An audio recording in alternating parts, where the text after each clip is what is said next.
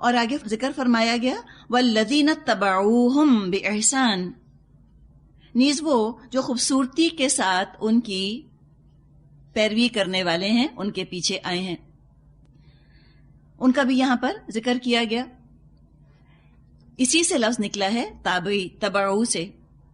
تابعی ان لوگوں کو کہا جاتا ہے کہ جن کو نبی اکرم صلی اللہ علیہ وسلم کی صحبت تو نہ نصیب ہوئی، کسی وجہ سے مل نہ سکے، یا اس زمانے میں وہ پیدا نہیں ہوئے تھے، جو بھی وجہ تھی، تو اللہ کے رسول کو انہوں نے نہ دیکھا، نہ اللہ کے رسول کی ان کو صحبت ملی، لیکن کسی صحابی سے ان کی ملاقات ہوئی، کسی صحابی کو انہوں نے دیکھا اور ان کی صحبت میں رہے، ان کو تابعی کہا جاتا ہے۔ نبی اکرم صلی اللہ علیہ وسلم کی حدیث ہے، آپ نے فرمایا وَخَيْرُ أُمَّتِي قَرْنِي، بہترین وہ لوگ ہیں جو میرے زمانے میں ہیں، مراد ہے صحابہ کرام۔ پھر فرمایا ثُمَّ الَّذِينَ يَلُونَهُمْ، پھر وہ لوگ بہترین ہیں جو ان سے ملے، مراد ہیں تابعین۔ پھر آپ نے فرمایا ثُمَّ الَّذِينَ يَلُونَهُمْ، پھر وہ جو ان سے ملے، یعنی کہ جو تابعین سے ملے وہ بھی اچھے لوگ ہیں، یعنی کہ تبع تابعین کی بات کی گئی۔ اللہ تعالیٰ نے اتنا ان پر کرم کیا، اتنا اللہ نے ان کو نوازا، اور کیسے نوازا، کیسے اللہ نے ان کے درجات بلند کیے۔ اللہ نے ان کو موقع دیا، اللہ نے ان کو چانس دیا، ان کو اوپننگز دی گئیں کہ آؤ اور اپنے درجات بلند کرو۔ اور جتنا قرآن ہم نے پڑھ لیا، ہمیں اس بات کا علم ہے کہ درجات بلند کرنے کا بہترین موقع آزمائش ہوتی ہے، جب مصیبت پڑتی ہے انسان پر۔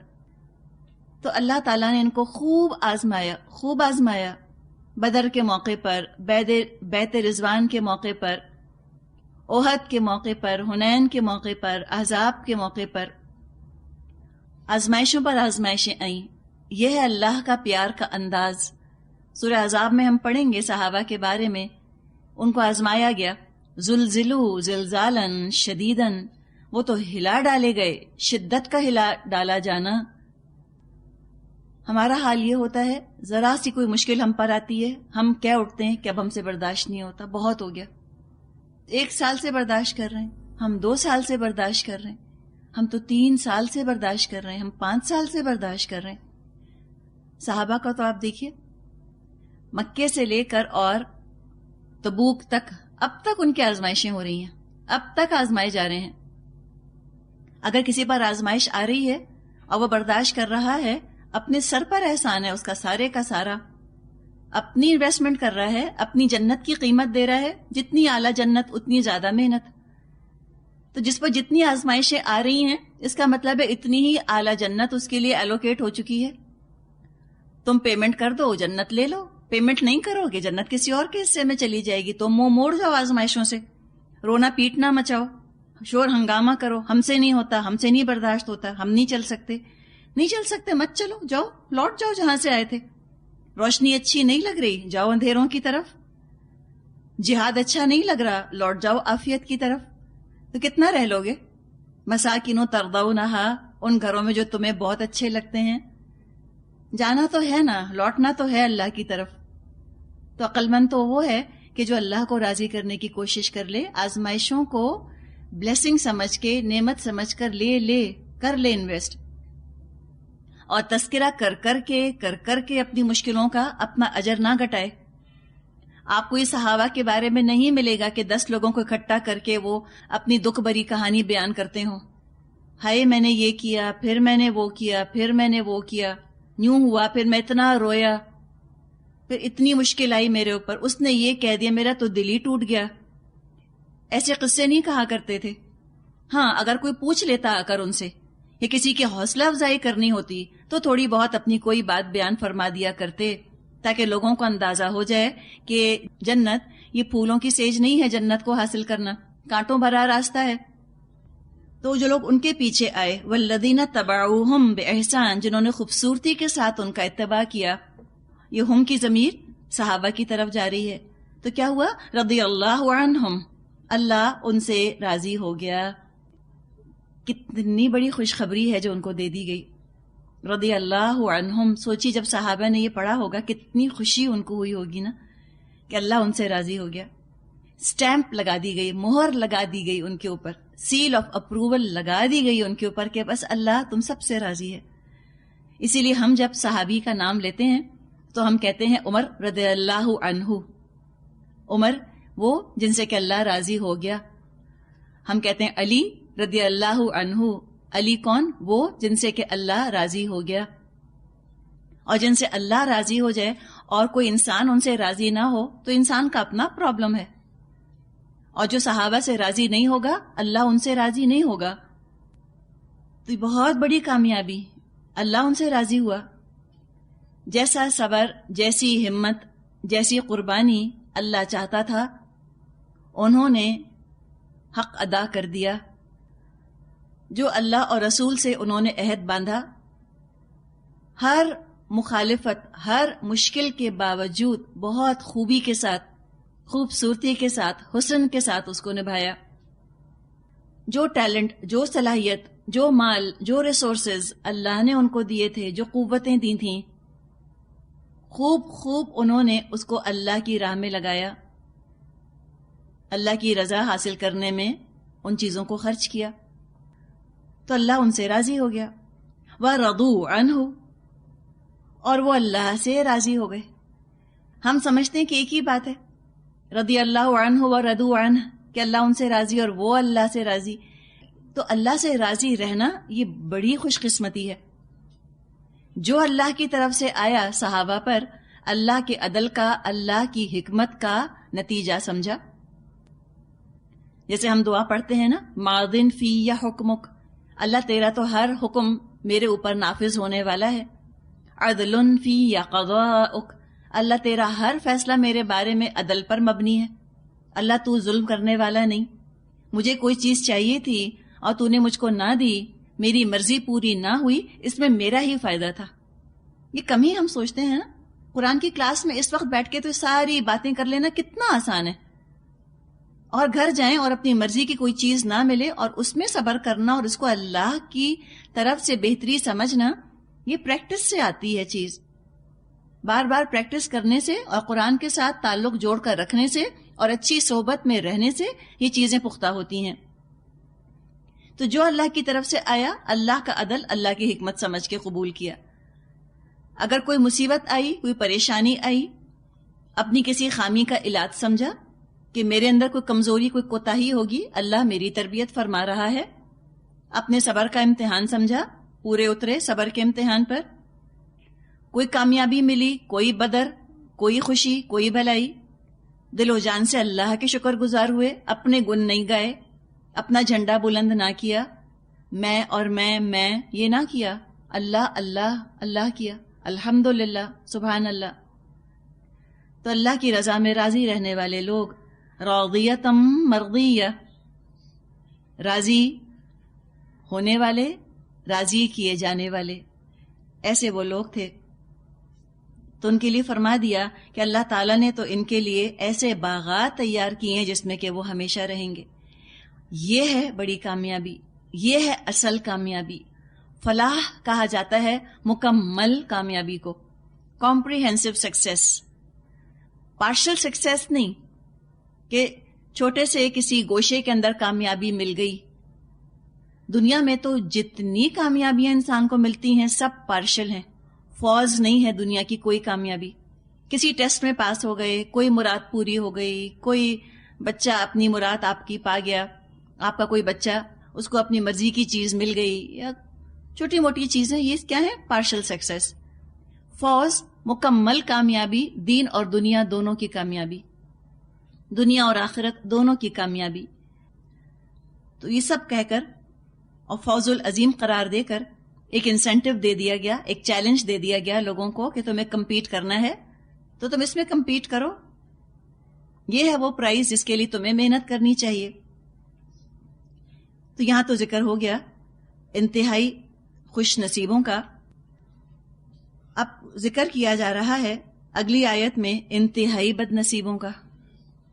آیت نمبر 101, وَمِمَّنْ حَوْلَكُمْ مِنَ الْأَعْرَابِ مُنَافِقُونَ, تمہارے گرد و پیش جو بدوی رہتے ہیں ان میں سے بہت سے منافق ہیں. وَمِنْ أَهْلِ الْمَدِينَةِ, اور اسی طرح خود مدینہ کے باشندوں میں بھی منافق موجود ہیں. مردوا علی النفاق، جو نفاق میں ماہر ہو گئے ہیں، ایکسپرٹ ہو گئے ہیں، ایکسپیرینسڈ ہیں، سیزنڈ ہپوکریٹس، ایکسپرٹ ہپوکریٹس. لا تعلمہم، اے نبی صلی اللہ علیہ وسلم آپ ان کو نہیں جانتے. نحن نعلمہم، ہم ان کو جانتے ہیں. سنعذبہم مرتین ثم یردون الی عذاب عظیم، قریب ہے وہ وقت جب ہم ان کو دوہری سزا دیں گے، پھر وہ زیادہ بڑی سزا کے لیے واپس لائے جائیں گے. یہاں پر ذکر کیا گیا منافقوں کا. اگر انسان عمل رکھے منافقوں جیسا اور اجر چاہے سابقون الاولون جیسا، تو بتائیں اس سے بڑھ کر سفیہ اور کون ہوگا، اس سے بڑھ کر کم عقل کون ہوگا؟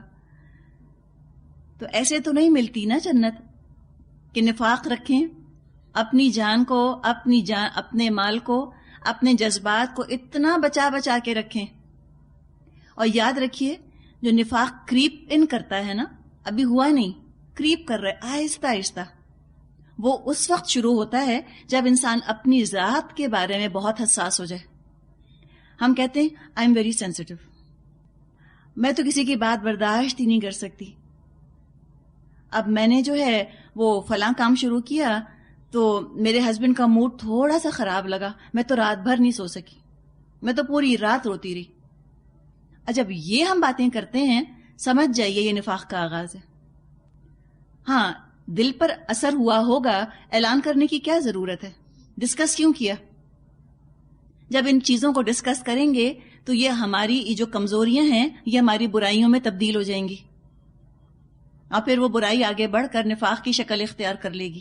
مضبوط کریں اپنے آپ کو، خوش مت ہوں اس کے اوپر کہ میں کتنی سینسیٹیو ہوں. افسوس کریں کہ کیا ہو گیا ہے مجھ کو، یہ اللہ کی راہ میں نکلی ہوں، مذاق ہے؟ جنت کا سودا کیا ہے، سستا سودا تو نہیں. یہ تو ابتدائے عشق ہے، شروعات ہے. صحابہ کو دیکھو کیا کچھ قربانیاں دیں، کیا نہیں لٹا دی اللہ کے لیے انہوں نے. وہ تو نہ روئے نہ پیٹے، نہ انہوں نے اپنے گن گائے، اور نہ اپنے آپ کو سینسیٹیو کہا، نہ کسی نے یہ کہا کہ میری تو نروز جواب دے گئی، مجھ کو تو ڈپریشن ہو گیا، لیگزیٹینول کھا رہی ہوں آج کل.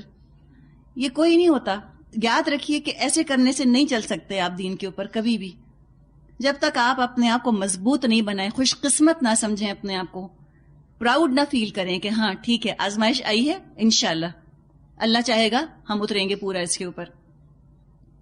اور جب چھوٹی چھوٹی آزمائشوں کے اوپر انسان فوراً لوٹ جانے کا سوچے، ہم سے نہیں ہوتا پھر آئندہ صحیح، پھر دیکھیں گے، ابھی تو حالات ہی مناسب نہیں، 5 سال کے بعد دیکھیں گے، نہیں دیکھیں گے، پھر آپ دیکھیے گا کہ گائیڈنس ڈیلیڈ از گائیڈنس ڈینائڈ. ہدایت کو مؤخر کیا نہیں کہ ہدایت یہاں سے وہاں چلی جاتی ہے، یہ جا وہ جا. کمی تھوڑی ہے ہدایت کی تلاش میں پھرنے والے لوگوں کی. آپ کو نہیں چاہیے، آپ ابھی سوچ رہے ہیں I'll think about it، کسی اور کو اللہ دے دے گا. بہت مانگنے والے ہیں اس گئے گزرے زمانے میں بھی، ہدایت کے طلبگار بہت ہیں، کسی اور کو اللہ دے دے گا. تو یہ اللہ کو نہیں چاہیے کہ اب آپ سوچتے رہیں بیٹھے ہوئے. جو جتنا ڈیلے کرے گا اپنا نقصان. تو مضبوط کریں اپنے دلوں کو، اپنی مصیبتوں کے تذکرے مت کیا کریں، اپنی صحت کے. اتنی بیمار ہوں پھر بھی پڑھ رہی ہوں، تو پڑھ رہی ہیں تو اپنے لیے. یہ مت کہا کریں کہ اتنا مسئلہ ہے تب بھی کرتی ہوں. یہ کیا ہے؟ یہ اتباعہم بے احسان کا طریقہ نہیں ہے.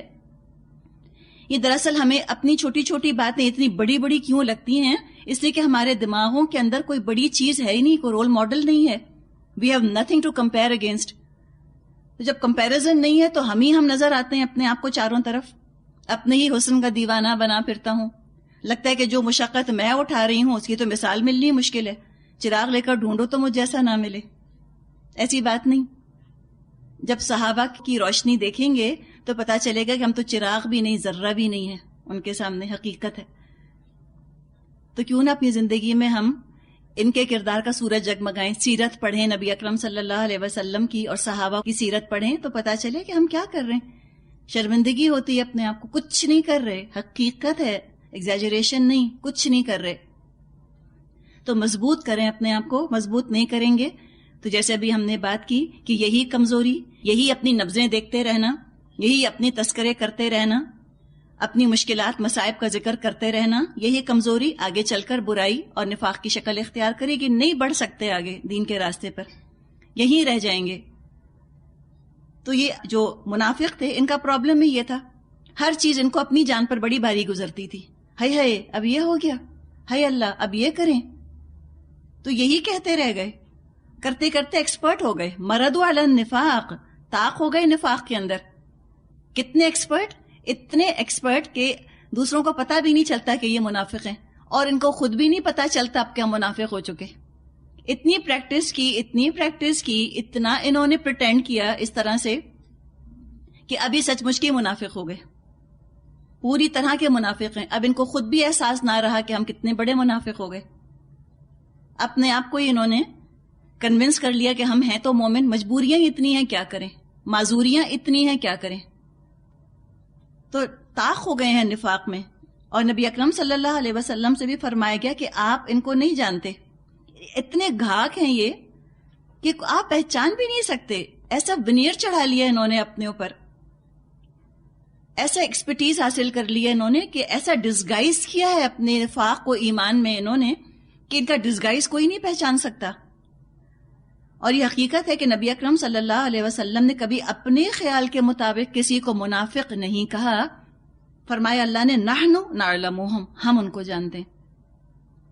جب تک اللہ تعالیٰ نے ان کے نام نہ بتائے آپ نے کسی کو منافق کہہ کر اس کا نام نہیں لیا. آپ نے نہیں کہا کہ فلاں منافق ہے.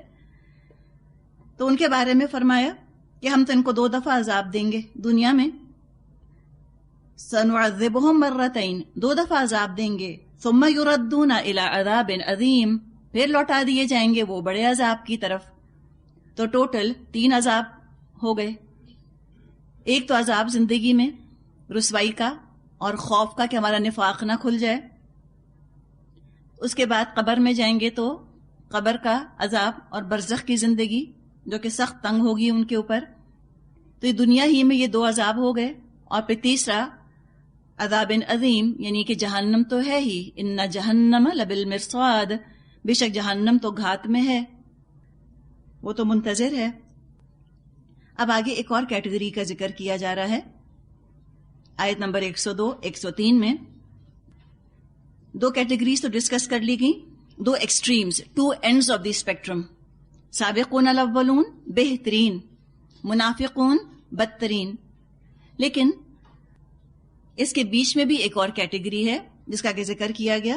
فرمایا وآخرون، اور کچھ اور لوگ، اعترفوا بذنوبہم خلطوا عملا صالحا وآخر سیئا عسى اللہ ان یتوب علیہم ان اللہ غفور الرحیم. کچھ اور لوگ ہیں جنہوں نے اپنے قصوروں کا اعتراف کر لیا ہے، ان کا عمل ملا جلا ہے، کچھ نیک ہے اور کچھ بد. بعید نہیں کہ اللہ ان پر پھر مہربان ہو جائے، کیونکہ وہ درگزر فرمانے والا اور رحم فرمانے والا ہے.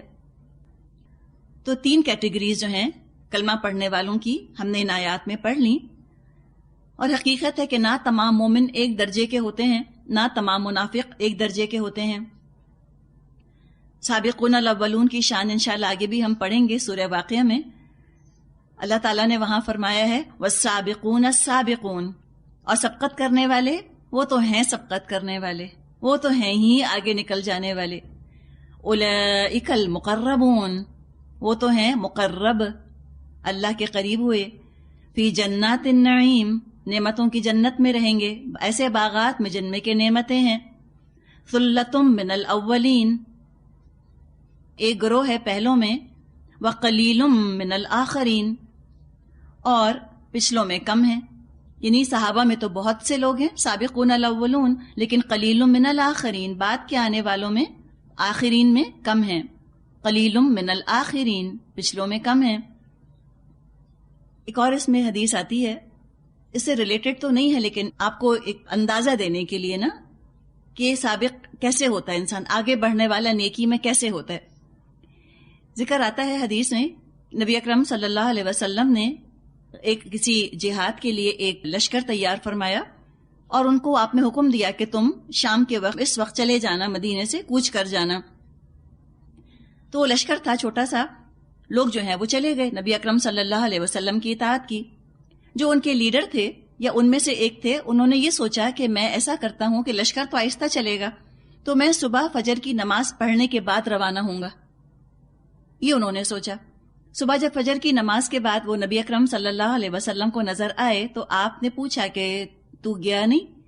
تو انہوں نے کہا کہ میں نے یہ سوچا کہ لشکر تو جا رہا ہے، وہ تو تھوڑا آہستہ چلے گا، میں اکیلا آدمی ہوں، کیوں نہ فجر کی نماز بھی آپ کے ساتھ پڑھ لوں، اس کے بعد نکلوں. اس پر نبی اکرم صلی اللہ علیہ وسلم نے فرمایا، اب اگر تو ساری دنیا کی دولت بھی خرچ کر دے تو آگے جانے والوں کا درجہ نہیں پا سکتا. تو یہ ہم سمجھتے ہیں نا کہ 5 منٹ ہی تو دیر سے آئے ہیں، تو کیا ہوا؟ نہیں، جو وقت پر آ گیا وہ نکل گیا آگے. اس نے جو 5 منٹ لگا دیے، دوسرا اس کے 5 منٹ کو نہیں پہنچ سکتا. ہم بہت ایزی لیتے ہیں نا، ہم کہتے ہیں اچھا یہ آیات ہوں گی ان کے متعلق، ہمارا کیا تعلق؟ ہم تھوڑی بن سکتے ہیں. ہم نے پہلے ہی فرض کر لیا کہ ہم تو سابقون الاولون بن ہی نہیں سکتے، پہلے گیو اپ کر دیا. ہم نے تو ریس میں شامل ہونا ہی نہ پسند کیا. ہم نے کہا نہیں رہنے دو، it's not really worth it. کون محنت کرے؟ کون 5 منٹ پہلے آئے؟ 5 منٹ یہاں 5 منٹ وہاں، کیا فرق پڑتا ہے؟ فرق پڑتا ہے. سابقون الاولون اگر ہونا ہے تو اس کے لیے تو سیکنڈ قیمتی ہے، اور 5 منٹ تو پھر 5 منٹ ہیں. اللہ سے کمٹمنٹ کیا ہے، اللہ کے حصے میں سے 5 منٹ نکالے تو کیا کمال کیا؟ کیوں نہ کمٹمنٹ پورا نبھایا جب اللہ سے کیا تھا؟ 5 منٹ زیادہ ہی دے دیں اللہ کو، اللہ ظلم نہیں کرے گا. اور دنیا کو آپ اگر باقی 3 گھنٹے بھی دے دیں تو دنیا اس کو ہضم کر جاتی ہے، پتہ ہی نہیں چلتا. چھٹیوں میں آپ کو خوب اندازہ ہو گیا ہوگا. سارا دن بھی آپ گھر میں کام کرتی رہیں، آپ کھانا پکاتی رہیں، کافی نہیں ہوتا. تو دنیا کا تو یہ حال ہے، جتنا ڈال دیں اس کے اندر سب غائب ہو جاتا ہے. اور اللہ کے ساتھ معاملہ یہ ہے کہ آپ 5 منٹ بھی اللہ کے ہاتھ پہ رکھیں گی خلوص کے ساتھ، وہ آگے بڑھا کر آپ کو لوٹائے گا انشاءاللہ. تو سابقون الاولون کی یہ شان ہے جو کہ بیان کرنی مقصد تھی.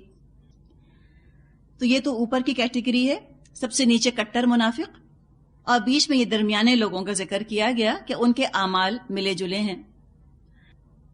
بہت سے علماء نے کہا ہے یہ قرآن کی یہ آیت وآخرون اعترفوا بذنوبہم خلطوا عملا صالحا وآخر سیئا،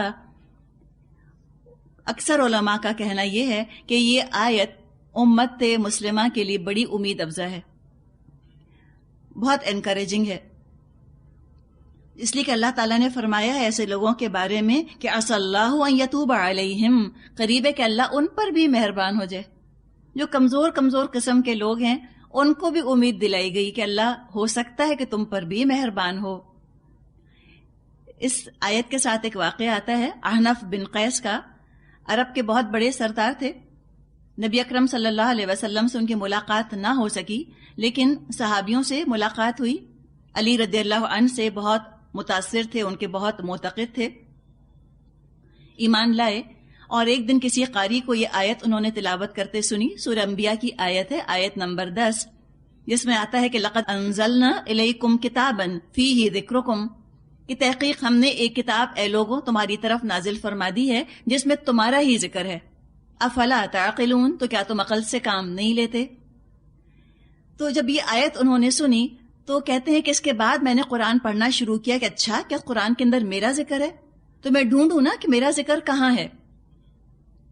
تو کہتے ہیں جب میں نے قرآن پڑھنا شروع کیا اور اس میں نیک لوگوں کا تذکرہ پڑھا کہ رات کو بہت کم سوتے ہیں، اپنے رب کے سامنے سجدہ اور قیام میں راتیں گزارتے ہیں، اور کاظمین الغیظ والعافین عن الناس، غصہ ضبط کرتے ہیں، لوگوں کو معاف کر دیتے ہیں، دوسروں کی ضرورت کو ترجیح دیتے ہیں، پریفر کرتے ہیں اپنے اوپر. تو کہتے ہیں یہ سب پڑھ کر میں نے کہا کہ اس میں تو میں کہیں نظر نہیں آ رہا، میں تو یہ نہیں ہوں. پھر دوسرا ذکر ان لوگوں کا قرآن میں پڑھا کہ جو نہ نماز پڑھتے ہیں، نہ اللہ کو یاد کرتے ہیں، تکبر کرتے ہیں، آخرت کا انکار کرتے ہیں، اور ادھر ادھر کی بیکار باتیں کرنے والوں میں وہ بھی شامل رہتے ہیں. یہ پڑھ کر کہنے لگے کہ یا اللہ میں ان سے بیزار ہوں، میرا ان لوگوں سے تعلق نہیں. پھر یہ والی انہوں نے آیت پڑھی 102 سورہ توبہ کی. اس آیت پر پہنچے تو کہنے لگے بس میں اپنے آپ کو مل گیا، میں یہی ہوں. اور ہم کو یہی پڑھ کے یہی لگتا ہے نا کہ اللہ میں اسی کے اندر ہوں. اور پھر اللہ سے امید کے عسى اللہ ان یتوب علیہم، اللہ نے امید تو کم از کم دلائی ہے نا کہ اللہ تعالیٰ ہو سکتا ہے کہ مہربان ہو جائے، وہ تو بہت بخشنے والا، بہت معاف فرمانے والا ہے. تو یہ تو کچھ باتیں تھیں اس آیت کے متعلق.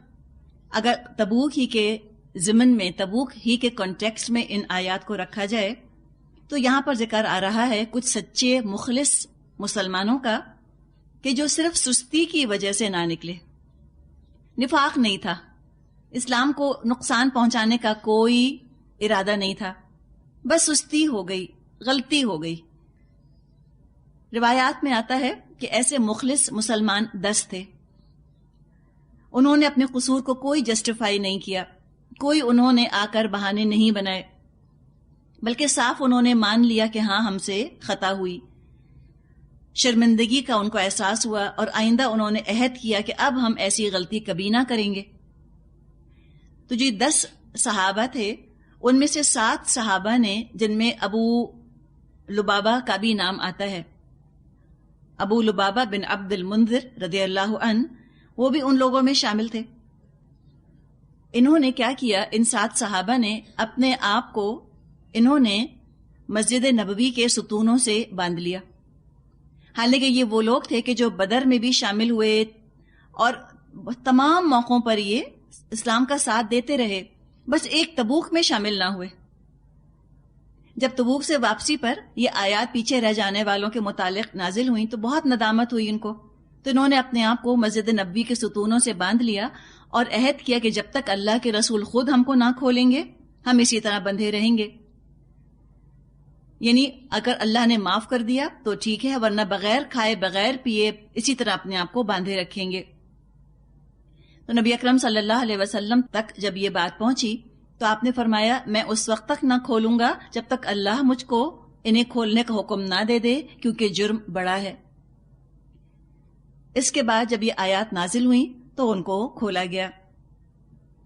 ان کے بارے میں فرمایا خذ من اموالہم صدقۃ تطہرہم وتزکیہم بہا وصلی علیہم ان صلاتک سکن لہم واللہ سمیع علیم. اے نبی صلی اللہ علیہ وسلم، آپ ان کے اموال میں سے صدقہ لے کر ان کو پاک کر دیجئے اور نیکی کی راہ میں ان کو آگے بڑھائیے اور ان کے حق میں دعائے رحمت کیجئے، کیونکہ آپ کی دعا ان کے لیے وجہ تسکین ہوگی.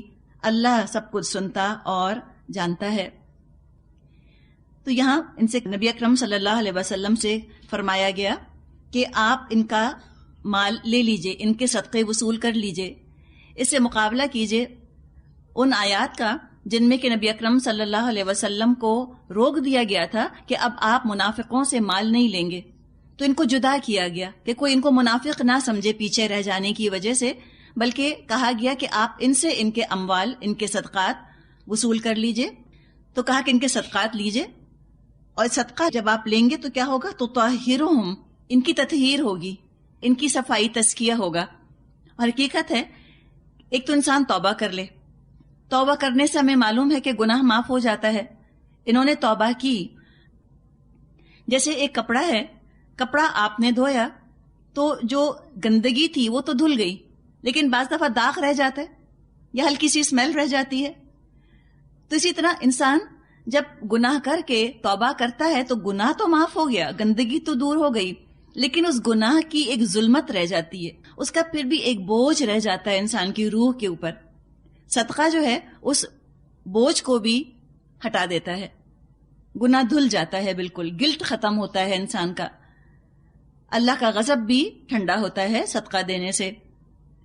تو فرمائے کہ آپ ان کے صدقات قبول فرما لیجئے، اور یہ بھی فرمائے کہ وصلی علیہم، اور آپ ان کو دعا دیجئے.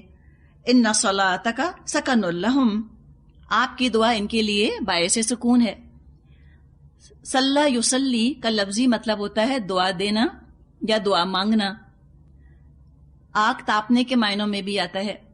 تو یہ صلات کا لفظ یہاں نماز کے لیے نہیں آ رہا، مراد یہاں پر ہے لغوی معنی، یعنی کہ دعا دیجئے ان کو. اور تزکی کا بھی ذکر کیا گیا کہ تزکیہ کیجئے، ان کا تربیت کرتے رہیے اور ان کو دعا دیجئے. تو نبی اکرم صلی اللہ علیہ وسلم کی دعا یہ لوگوں کے لیے بہت تسکین کا، سکون کا باعث ہوا کرتی تھی. اور دعا نبی اکرم صلی اللہ علیہ وسلم انہی کو دیا کرتے تھے کہ جو آپ کو خوش کر دیں، آپ کی اطاعت کریں، انہی کو دعا دی جاتی تھی. تو آج بھی اگر ہم چاہتے ہیں کہ ہم نبی اکرم صلی اللہ علیہ وسلم کی دعائیں لیں تو اطاعت شروع کر دیں، وہ کام کریں جن کو کر کے آپ کو یہ احساس ہو کہ اگر یہ کام ہم نے اللہ کے رسول صلی اللہ علیہ وسلم کے سامنے کیا ہوتا آپ ہم کو دعا دیتے۔ تو فرمایا کہ اللہ سننے والا، علم والا ہے،